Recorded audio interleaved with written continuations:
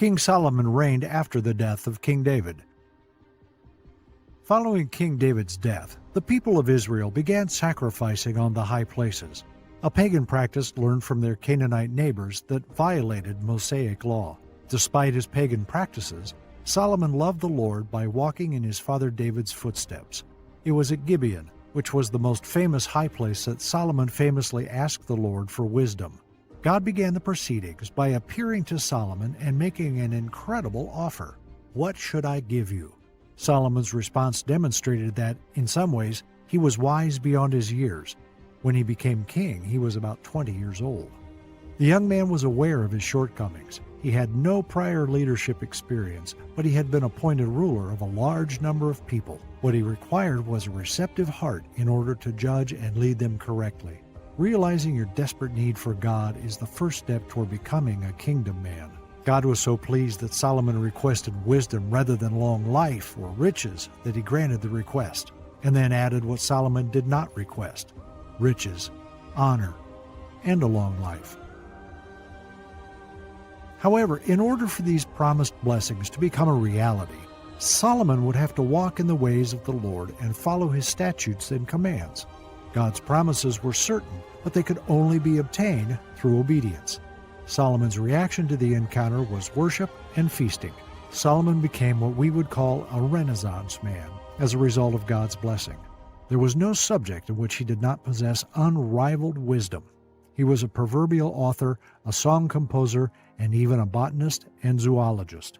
1 Kings chapter 4, verses 32 and 33. "And he spake of trees, from the cedar tree that is in Lebanon, even unto the hyssop that springeth out of the wall. He spake also of beasts, and of fowl, and of creeping things, and of fishes. His wisdom far surpassed that of all the peoples of the east, and all of Egypt's wisdom was significant because these regions were renowned for their wisdom." In fact, the author of Kings stated unequivocally that there was no comparison. Solomon was wiser than anyone. Furthermore, Solomon's reputation was well known. The surrounding nations came to know and respect Israel's king. Every king on the planet dispatched emissaries to hear Solomon's wisdom. God's kingdom was blessing the kingdoms of the world. 1 Kings chapter 4, verses 29 through 34. God gave Solomon wisdom and great discernment. His insights were as numerous as sand on the seashore.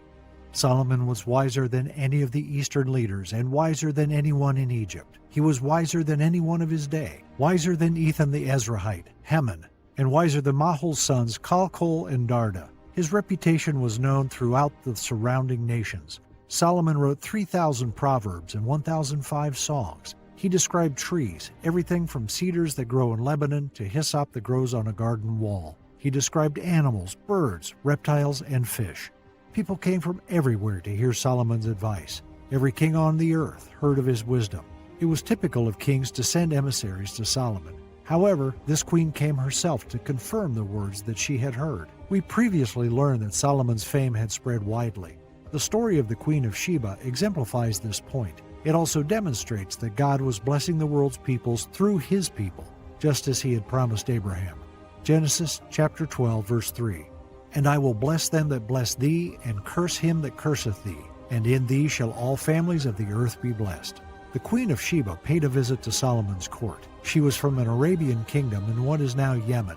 Her country was about 1,200 miles from Jerusalem. The queen came to see Solomon because of his fame associated with the name of the Lord, which was most likely a reference to the wisdom that the Lord had bestowed upon him. She came to put him to the test with riddles to see if his abilities lived up to his reputation. 1 Kings chapter 10, verse 1.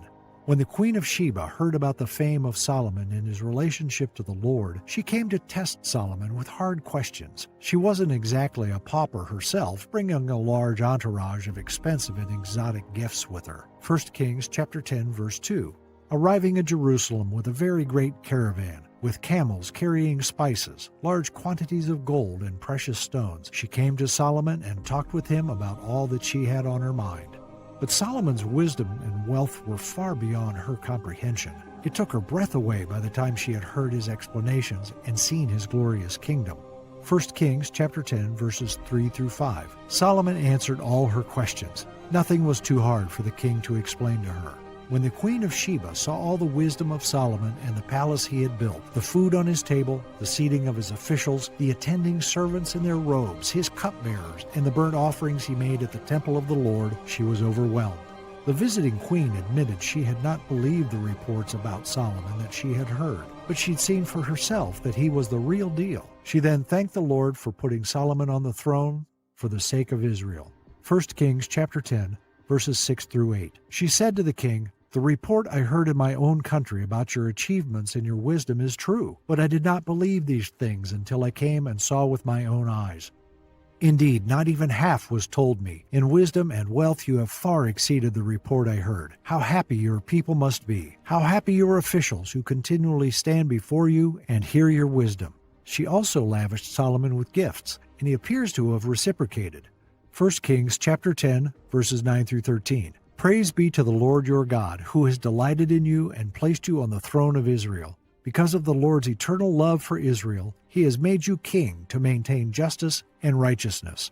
And she gave the king 120 talents of gold, large quantities of spices, and precious stones. Never again were so many spices brought in as those the Queen of Sheba gave to King Solomon. Hiram's ships brought gold from Ophir, and from there they brought great cargoes of almug wood and precious stones. The king used the almug wood to make supports for the temple of the Lord and for the royal palace, and to make harps and lyres for the musicians. So much almug wood has never been imported or seen since that day. King Solomon gave the Queen of Sheba all she desired and asked for, besides what he had given her out of his royal bounty. Then she left and returned with her retinue to her own country.